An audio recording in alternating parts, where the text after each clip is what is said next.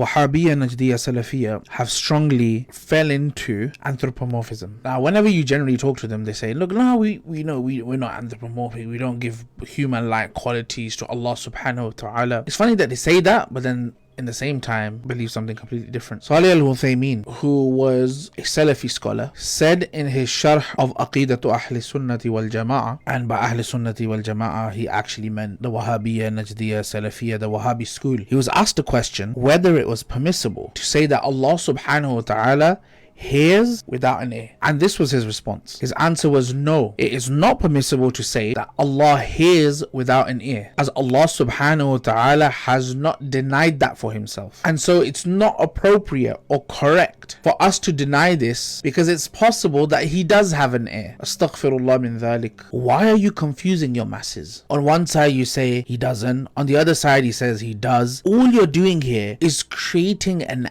avenue for people to say things about Allah subhanahu wa ta'ala which are not true. Another thing is, what you've also opened up is a black hole for people then say, well, Allah could have this because he hasn't negated that for himself, so it's possible that he also has this. Like I said, you are opening the corridor to anthropomorphism. I mean, think of the layman Muslims out there who don't have that much knowledge. Imagine explaining that to them about Allah subhanahu wa ta'ala. They'll be standing there absolutely baffled. Sada sa ilm rakhne wala, someone who has minimum knowledge. If you were to approach them, you'd say, what do you think of Allah? Well, Allah is nothing like us. It's a simple answer. But the way you are going about explaining that to the Muslims, it's not right. You're leading them down a path where you're ascribing body parts to Allah subhanahu wa ta'ala. You are literally opening that door for people to go down that interpretation. And then you look at books like, for example, the Creed of Imam al-Bayhaqi rahimahullah ta'ala. You open Fiqh al-Akbar of Imam Abu Hanifa rahimahullah ta'ala, who clearly tells us